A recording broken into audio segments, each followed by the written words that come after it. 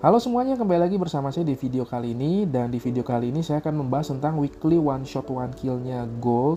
Itu di pas kemarin minggu NFP. Dan saya berhasil dapat profit lagi di Gold menggunakan metode one shot one kill. Itu kita dapat 414 pips di Gold dengan RR 2 plus 12 gitu ya. Jadi kurang lebih dapat, kalau risknya 1%, dari trade ini kita dapat sekitar 2% gitu ya. Lumayan lah ya, 414 pips. Oke, dan ini saya akan jelasin bagaimana setupnya, tapi mungkin untuk pertama-tama saya mau klarifikasi sesuatu gitu ya, karena di video one shot one kill kan saya banyak tampilin screenshot dari aplikasi TF gitu ya, dan banyak yang nanya gitu, bang channelnya apa bang levelnya apa bang mau subscribe bang gitu ya. Teman-teman, saya mau klarifikasi dulu gitu ya buat teman-teman yang nanya seputar aplikasi TF. Mohon maaf, saya nggak bisa jawab dan saya nggak akan jawab gitu ya. Karena mungkin saya juga mungkin yang salah karena nggak ngomong di awal gitu ya. Jadi sebenarnya alasan saya pakai screenshot ini dari aplikasi TF ini sebenarnya tujuannya adalah sebagai bentuk validasi dari pihak eksternal untuk memvalidasi trading setup saya gitu. Jadi maksudnya begini teman-teman, bahwa kalau saya lihat di dunia pertradingan itu kan banyak banget oknum-oknum yang kalau kalau jualan gitu ya, entah dia mereka jualan kelas, mereka jualan kelas private coaching dan lain-lain, itu kan modalnya cuma modal trading view doang ya. Jadi mereka itu adalah trader-trader yang cuma jago di trading view doang gitu, jago ngelukis di trading view, jago ngelukis pakai tools replaynya trading view, lalu direkam, lalu dipamerin, digembar-gemborin di sosial media, lalu mereka jualan gitu ya. Jadi saya pakai aplikasi ini sebenarnya tujuannya tuh adalah gini loh teman-teman. Jadi yang menilai, yang memberikan penilaian bahwa trading setup saya berhasil itu bukan saya sendiri, tapi yang memvalidasi bahwa trading setup saya itu valid adalah pihak ketiga, yang which is di dalam konteks ini adalah pihak TF, yang adalah ya pasti perusahaan kredibel, perusahaan besar gitu ya. Karena kan nggak mungkin saya bisa edit ini. Emang saya siapanya TF bisa sampai edit-edit begini gitu kan. Jadi ya kalau misalkan di aplikasi TF-nya kena hit TP dan segala macam, ya berarti itu memvalidasi bahwa pihak eksternal pun mengakui memvalidasi trading setup saya berhasil.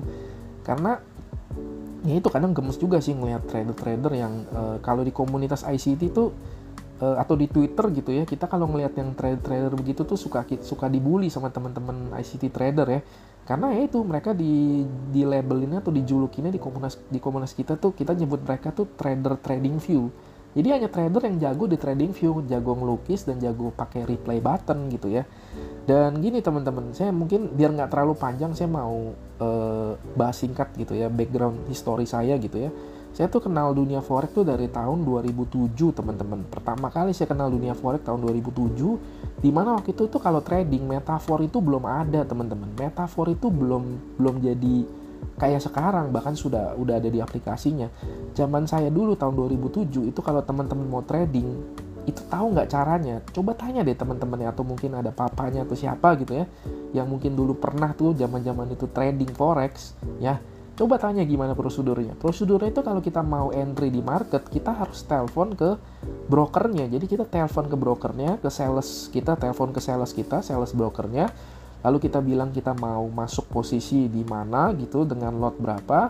Dan which is waktu itu di zaman saya 2007 minimal di broker tempat saya kerja, yaitu minimal modal 100 juta dengan modal minimal lotnya tuh satu teman-teman. Jadi kalau zaman sekarang udah ada micro lot, macro lot dan lain-lain, ya bagus lah ya gitu. Jadi bisa pada latihan dengan modal yang minim. Tapi kalau dulu di zaman saya itu untuk buka satu posisi, brokernya itu minimal ya satu lot, nggak bisa kurang dari itu. Modal minimalnya juga harus 100 juta, nggak bisa kurang dari itu. Mereka nggak akan terima untuk buka akun gitu ya.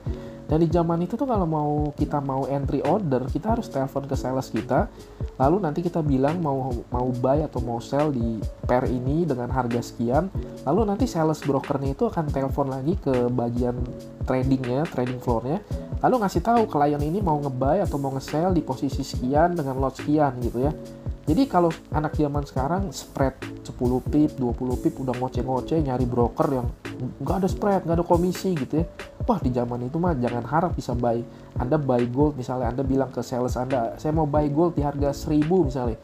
Masih bisa dapat harga 1020, 1050 aja udah bagus gitu ya. Karena delay-nya tuh panjang banget untuk bisa sampai betul-betul orderan kita itu ada di market gitu. Ya jadi ya saya lumayan tahu gitu ya dunia seperti ini walaupun nggak terlalu mendalami. Saya dulu kerja di broker kurang lebih hampir 2 tahunan kerja di sana. Ya jadi kurang lebih tahu lah karena nongkrongnya kan sama mereka teman-teman ya. Makan siangnya sama mereka. Kalau pulang kantor zaman dulu zaman nakal kan itu kan duit gampang tuh. Jadi dulu kalau pulang kantor sering diajakin clubbing gitu kan, mabuk dan segala macem.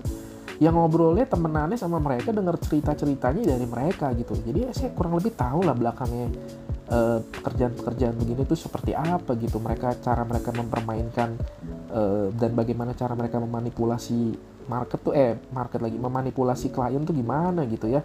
Dan salah satu trik gitu ya kalau teman-teman terpesona ngelihat orang yang oknum-oknum yang pasang screenshot profit gede-gede padahal entry-nya kayak jemuran gitu ya. Saya bingung dia sama orang-orang yang kalau ngelihat trader yang entry-nya kayak jemuran tuh kayaknya wah gitu ya.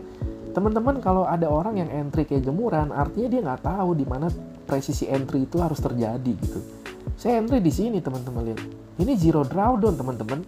Habis dicium dia turun langsung gitu ya. Jadi nggak, buat saya sih justru orang yang entry-nya kayak jemuran artinya dia nggak benar-benar tahu di mana titik entry yang presisi. Tapi justru di sini di Indonesia gitu ya itu laku tuh yang kayak begitu.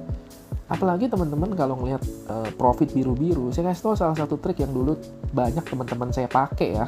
Itu kan zaman dulu kan teman-teman kalau mau tahu nih zaman metode support and resistance itu gampang teman-teman. Tinggal ditandain aja mana support, mana resistennya.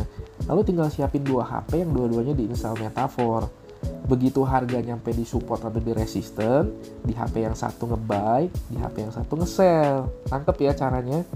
Yang biru itulah yang di screenshot dan dipamerin di sosial media. Lalu mereka jualan kelas, mereka jualan coaching dan lain-lain. Jadi gitu loh teman-teman, cara-cara hal-hal seperti ini kan ya kalau zaman sekarang udah ada trading view gitu ya. Oknum-oknum mulai pakai trading view, ngelukisnya indah banget, dikasih nama, oh inilah order block gitu ya. Semua engulfing pokoknya disebut order block aja. Pokoknya kalau ada engulfing tiba-tiba harga masuk dan reversal, oh inilah order block yang kuat gitu ya. Mereka nggak ngerti sebenarnya definisi order block yang sesungguhnya sebenarnya kan. Dan ya begitulah cara mereka gitu ya. Jadi inilah alasan kenapa saya pakai aplikasi ini, bahwa saya pengen ada pihak eksternal yang memvalidasi bahwa trading setup saya itu valid dan berhasil. Jadi karena itu, jadi tolong ya teman-teman gak usah nanya ke hal-hal yang seperti itu lagi ya, karena saya udah klarifikasi kenapa saya pakai ini gitu. Nanti kalau soalnya gak enak juga nanti sama konsultan TF ya kalau misalnya teman-teman terlalu banyak nanya-nanya hal-hal begini gitu ya. Nah jadi gitu aja teman-teman ya untuk klarifikasinya. Dan ya jadi kita langsung masuk aja ke technical entry-nya gitu ya. Dan pertama saya mau bahas dari time frame besarnya, kenapa saya berani ambil sell di gold. Padahal mungkin beberapa orang masih berpikir bahwa gold masih strong bullish gitu ya. Pertama kalau kita lihat dari time frame besarnya, di sini kan kita lihat nih. Ini kelihatan ya bahwa di sini candle ini candle yang 800 ini yang candle yang saya dapat 800 pip ini kan candle yang sweep liquidity di sini nih. Betul, di 3 hari ini market algoritma melakukan engineering liquidity, kemudian di sweep. Setelah di sweep apa yang terjadi? Ada displacement candle turun ke bawah, nge-break market structure di sini. Betul. So di sini ada valid swing low. Ini kan swing low terakhir. Dan swing low ini di break teman-teman ya. Lalu di sini meninggalkan area fair value gap. Lalu market kembali lagi ke atas sini, oke, mengambil area fair value gap ini, lalu turun kembali. Ini udah terjadi teman-teman. Nah, jadi kurang lebih ketika saya ngelihat candle ini, ketika saya ngelihat ada market structure shift di sini, dan juga saya ngelihat ada bearish candle seperti ini yang meninggalkan area fair value gap, maka saya tahu bahwa minimal bias kita ke depan itu untuk gold adalah bearish. Which is konteksnya adalah kemarin ya teman-teman, sampai NFP kemarin gitu ya. Nah di sini juga untuk area exitnya di sini kita bisa lihat liquidity poolnya, di mana liquidity poolnya kan di sini ada low sini nganggur gitu ya, yang bisa kita jadiin exit kita yang pertama. Atau di sini juga ada double bottom di sini, ada failure swing di sini kan. Ini kan juga bisa jadi area untuk exit. Apakah nanti gold akan ke sini ya kita nggak tahu ya, karena market juga bukan punya saya gitu. Kita merespon aja bagaimana nanti market akan bergerak gitu ya. Jadi ini adalah time frame besarnya di daily. Kenapa saya berani ambil gold gitu kan. Jadi nggak susah ya teman-teman, seperti yang saya sering cerita juga di video-video kemarin gitu, di market structure shift bagian 1 bagian 2 ada sweep liquidity, ada market structure shift, ada displacement candle dan meninggalkan area fair value gap PD array. Ya udah gitu. Jadi kita tahu daily bias dari time frame besar itu kemana. Nah, terus kita next ke time frame lebih kecil. Ini saya kecilin di time frame M30-nya. Dan kalau kita lihat di sini, apa yang teman-teman lihat pertama kali ketika ngelihat kan saya entry kan di hari Rabu gitu ya, which is Rabu dan Selasa adalah high probability entry kalau kita mau mencari weekly expansion ya.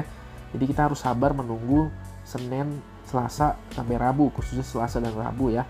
Nah, kalau teman-teman lihat dari piece of this price action begini, teman-teman lihat apa yang paling gampang kelihatan gitu ya. Setelah ngelihat kemarin video-video market structure itu, apa yang paling gampang kelihatan? Yang paling gampang kelihatan kan pertama nih, saya langsung pakai lipstick ya. Oke, yang pertama di sini, betul. Di sini kan saya pakai Sunday Open teman-teman ya. Kalau mau pakai Monday Open terserah gitu. Jadi saya udah sering bilang untuk weekly open mau pakai Sunday Open boleh, pakai Monday Open boleh, terserah teman-teman pakai brokernya apa. Ada broker yang nampilin harga candle di hari Sunday, ada broker yang nggak nampilin harga di candle Sunday, jadi bisa pakai candle Monday. Jadi bebas aja untuk weekly open ya teman-teman ya. Di sini setelah open weekly-nya, di sini kita lihat di sini ada sweep liquidity, betul. Di sini New York closing kill zone, dia nge-sweep, lalu setelah dia nge-sweep dia jatuh ke bawah. Dan ini yang kita sebut sebagai apa? Di bagian kedua sudah dibahas, ini yang disebut sebagai gerakan Judas swing of the week. Jadi ini adalah gerakan Judas swing di hari Senin sampai hari Selasa masih berlanjut. Nah, dan saya cukup senang gitu karena di grup Telegram dan juga ada banyak yang DM ke Instagram saya gitu ya. Kemarin ada beberapa yang kasih saya screenshot, mereka profit dari gold itu sampai ratusan pip. Dan ketika mereka nge-buy di area sini, di OB sini teman-teman, wow, which is itu bikin saya happy banget ya. Dan saya juga nggak nyangka gitu ya, bahwa baru beberapa video, tapi gila men, emang anak sekarang nih ya, daya tangkapnya hebat ya teman-teman, daya tangkapnya cepet banget loh. Padahal baru beberapa video, saya juga belum ngajarin cara entry, mereka udah bisa entry sendiri dan bahkan mereka bisa profit sendiri gitu sampai ratusan pip ya. Jadi congrats buat teman-teman yang sudah berhasil kemarin, tinggal dijaga aja konsistensinya gitu ya. Dari hati saya gitu ya, saya real happy for you guys. Kalian bisa bertumbuh, belajar sesuatu gitu ya dari apa yang saya sharingkan, dan tinggal dijaga konsistensinya dan terus bertumbuh ya, terus belajar gitu ya. Saya turut happy, turut senang juga buat kalian semua gitu ya. Dan kemarin ada beberapa yang entry di gold karena ngelihat Judas swing ke bawah begini, maka mereka bisa tahu bahwa kemungkinan setelah ada Judas swing ke bawah, market akan naik ke atas, betul. Dan di sini kan ada sweep liquidity di sini. Lalu ini adalah candle terakhir yang sweep liquidity, dan ini adalah ketika ada candle bullish begini, maka valid bahwa candle ini ada market structure di sini. Ya saya nggak terlalu detailin untuk ini ya karena ini bukan setup saya ya. Tapi basically kan di sini ada sweep liquidity, di sini ada kalau kita pindah ke time frame lebih kecil di M15, di sini ada market structure shift-nya. Lalu candle bearish terakhir yang di break oleh bullish candle, displacement bullish candle itu, maka menjadi candle order block. Mereka masuk di sini dan mereka hit TP di sekitaran sini gitu ya. Yang mau lihat setup para trader-trader yang sudah berhasil ini, boleh join ke Telegram saya, di linknya ada di deskripsi ya. Tapi ini nggak jadi area entry saya nggak ambil bullish, saya nggak ambil setup buy di minggu ini. Kenapa? Karena balik lagi ke tadi slide pertama, bahwa weekly bias saya untuk gold adalah bearish, karena dilihat dari candle daily-nya sudah ada break of structure dan ada fair value gap di candle daily. Jadi saya fokus hanya untuk ngambil setup sell di sini gitu ya. Dan gimana caranya saya ketemu setup sell sementara Judas swingnya ke bawah, dan banyak yang nanya, kok kemarin nge-sell bang, ini kan harganya di bawah weekly open gitu ya. Ya ini ya, makanya saya mau sharing gimana kenapa saya logic behind saya nge-sell gold padahal di bawah weekly open. Nah ini nextnya, yang pertama kita ngeliat udah ada sweep liquidity di sini. ya. Setelah sweep liquidity, langkah kedua apa teman-teman? Pasti sudah pada tahu ya. Setelah ada sweep liquidity, langkah kedua adalah kita mencari swing high atau swing low yang melakukan sweep liquidity, dan kita melihat apakah swing low atau swing high itu sudah di break atau belum. Di sini kelihatan ya, setelah ada buy side, ada sweep liquidity, ini adalah swing low terakhir yang melakukan sweep liquidity-nya, dan swing low ini di break ya. Ini kan candle M30 nih turun terus, tapi kalau di candle di candle time frame lebih besar, ya ini bentuknya jadi displacement candle, betul?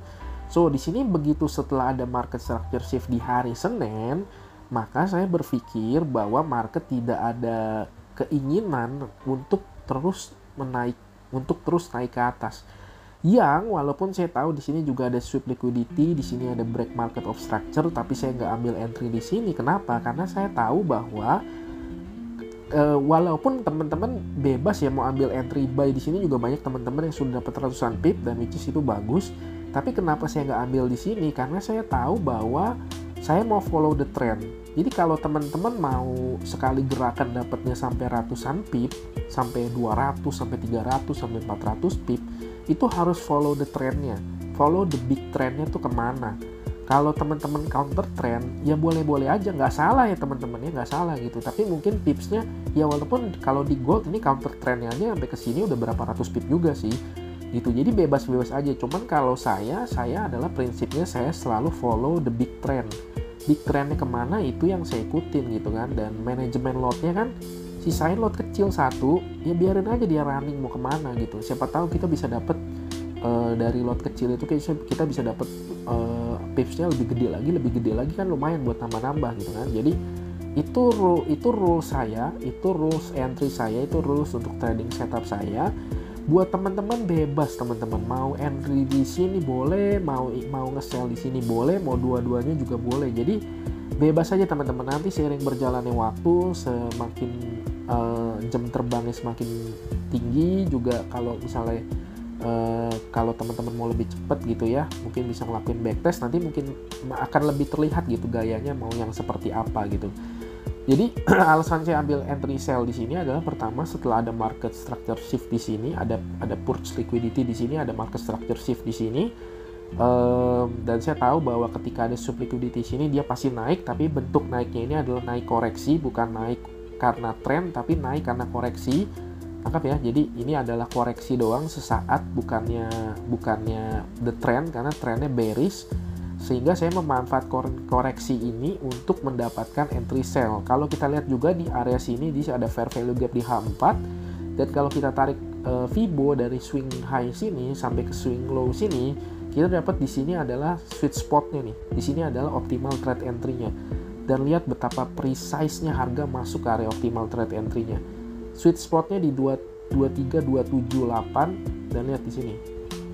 Wow, cantik banget ya teman-teman ya. Bener-bener cantik, dan Anda akan sering ketemu entry yang presisi seperti ini di metode ICT gitu. Bahkan Michael sendiri menyarankan buat para ICT trader, buat para student dia, kalau entry tuh jangan sampai segininya gitu.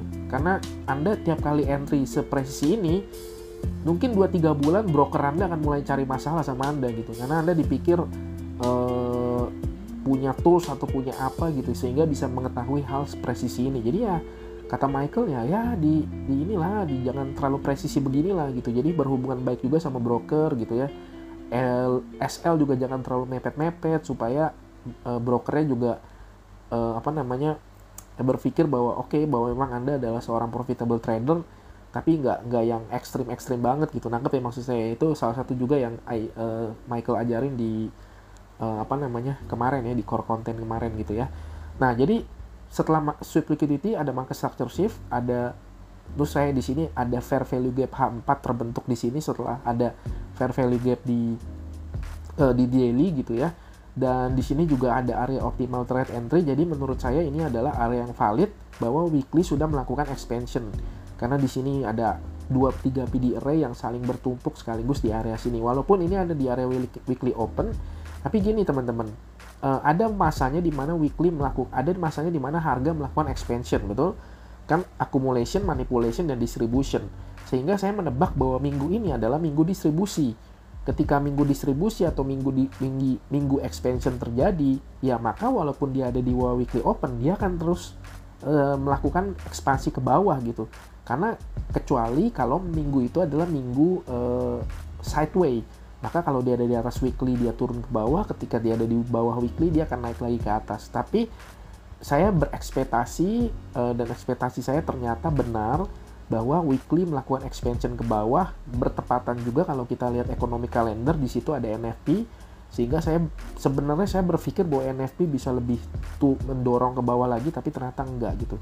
Jadi ini alasan entry saya simple banget teman-temannya, nggak ada yang aneh-aneh pakai apalah apa gitu.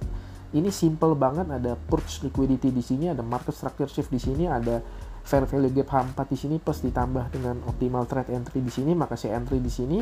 Dan untuk TP-nya saya pakai previous weekly low di sini gitu ya. Di sini juga ada standar deviasi, Anda bisa pakai standar deviasi untuk exit Anda. Dan ini internal liquidity, betul. Ini adalah internal liquidity, maka exitnya karena kan fair value gap di H4, fair value gap adalah internal liquidity, maka Anda bisa cari exit di mana? Anda cari exitnya di external liquidity. External liquidity apa? External liquidity itu ya old highs atau old lows. Di sini ada previous weekly low yang berconfluence juga dengan standar deviasi gitu ya. Jadi ya ini adalah area exit saya, dan ini cara saya dapetin 414 pips. Mungkin ada lagi yang nanya, bang itu entry-nya SL-nya gede banget bang gitu, padahal itu cuma dicium doang gitu ya. Pertanyaannya teman-teman, emangnya saya tahu bahwa harga cuma akan cium langsung turun gitu? Kalau saya bisa baca masa depan begini ya, saya juga ngapain taruh SL saya di atas ini gitu ya. Tanggap ya, biasanya taruh SL aja di daerah sini gitu kan. Karena saya nggak tahu, makanya saya taruh SL saya di protected high-nya di sini. Betul, protected high-nya di sini. Karena ini adalah area teraman untuk menaruh stop loss. Karena kita tahu area kecil ini adalah tempat di mana smart money masuk untuk melakukan sell order di area kecil ini. Ya, jadi saya taruh stop loss-nya di sini. Jadi teman-teman begitu ya. Jadi ini real trading gitu.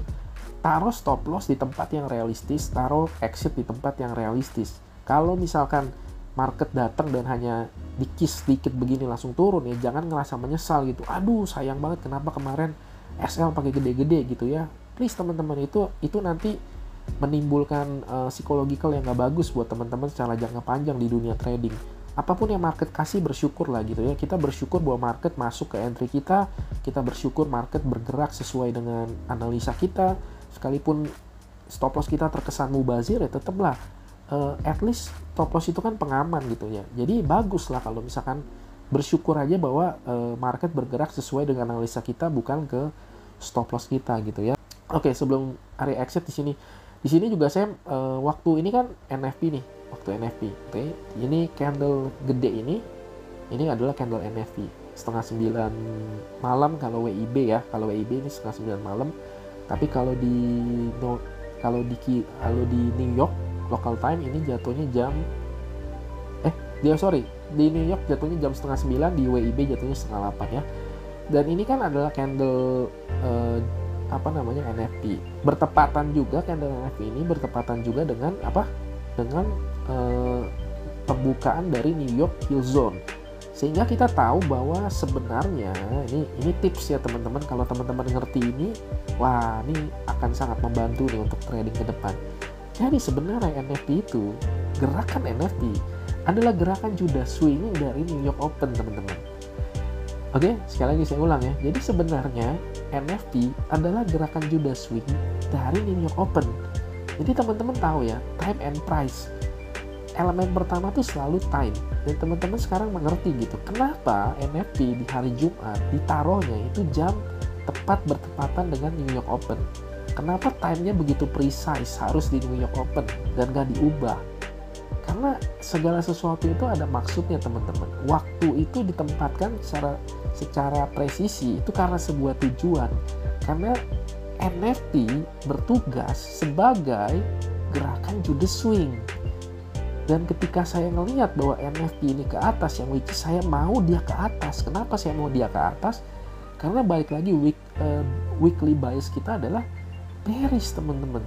Jadi kalau misalkan kita berpikir daily di Jumat ini daily biasnya adalah bearish, saya mau ngeliat ada gerakan NFT yang bentuknya ke atas. Nah ini terjadi kan ketika NFP dia ke atas sebagai bentuk Judas swing dari New York Open. Lalu apa yang terjadi? Dia turun ke bawah. Ketika ada trader yang FOMO ngelihat ada gerakan tinggi ke atas seperti ini, mereka langsung pencet buy gitu ya. Yang terjadi tiba-tiba turun ke bawah dan melikuidasi posisi mereka. Right? Dan kalau teman-teman mau scalping di area sini, ini kan juga gampang banget ya. Ketika di sini ada gerakan ke atas, kita tahu nomor 1, oke, ini Judas swing ke atas. Ketika kita sudah bisa membaca gerakan Judas swing ke atas, artinya the real directionnya kemana? Direction sesungguhnya adalah dia mau ke bawah. Market structure shiftnya di mana? Di sini kan? Di sini ada swing low-nya, tuh. Swing low terakhir yang mendorong gerakan NFP ke atas ini. Nah, ini di break oleh displacement candle, oke? Ini displacement candle, betul? Dan di mana? Di sini ada order block, betul? Lihat 3 candle ini, oke? Karena ini M5 ya. Anda tarik garis di sini, boom, Anda dapat di sini. Dan lihat ini apa? Ini sweep liquidity, itu. Ini adalah candle yang melakukan sweep liquidity.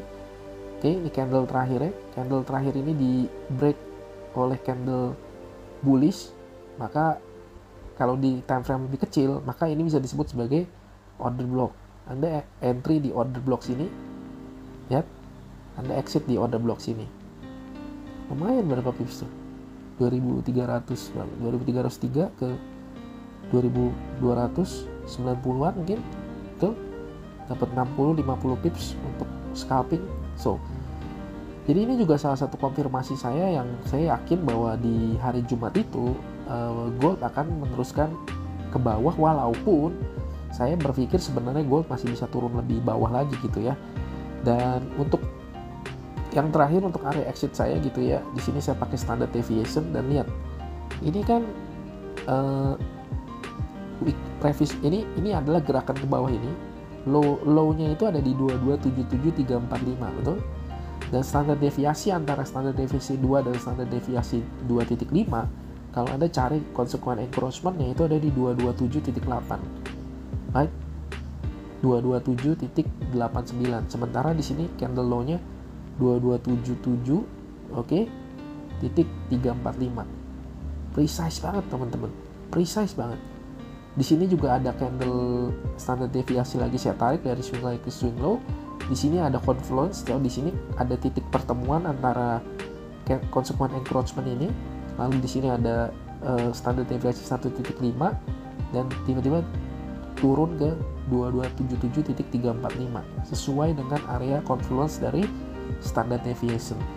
Jadi apa maksudnya? Maksudnya bahwa adalah market itu teman-teman tidak digerakkan oleh power buying dan selling teman-teman, tapi market itu sesungguhnya digerakkan, at least itu yang saya percaya, digerakkan oleh algoritma. Kalau dia digerakkan oleh algoritma dan kita bisa mengerti algoritma yang menggerakkan market, maka sebenarnya kita bisa menebak di mana swing high, swing low, atau di mana high atau low yang akan dibentuk oleh market. Dan ini adalah salah satu cara di mana saya menebak di mana exitnya. Kenapa saya pakai di sini? Karena saya pakai standard deviation di hari Senin, saya pasang standard deviation di hari Rebo, dan di sini ada confluence antara konsekuen encroachment standard deviasi 2 dan 2.5 di hari Senin dengan standard deviation 1.5 di hari Rabu. Dan lihat bagaimana Jumatnya kejadian. Dia turun tepat di area di area standard deviation ini. Apakah market random teman-teman? Apakah gerakan di market itu random, atau sebenarnya gerakan di market itu sudah diatur? Sudah ada orang yang mengatur, atau sudah ada sesuatu yang mengatur besok hari Jumat high dan low-nya akan ditaruh di mana? Dan kalau market random, maka ya udah gitu, kita nggak bisa ngapa-ngapain. Tapi kalau market ada yang mengatur, ada algoritma yang mengatur, dan kita bisa mengetahui cara kerja algoritma itu, maka kita bisa menebak arah market dengan presisi seperti ini.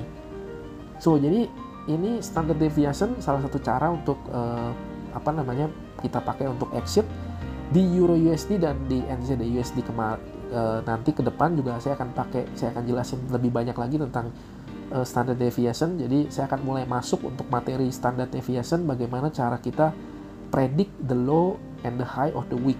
Wah, keren banget ya. Jadi kita bisa memproyeksi weekly expansion itu kalau dia bearish turunnya sampai kemana, kalau dia bullish kira-kira dia akan kemana dengan menggunakan standar deviasi.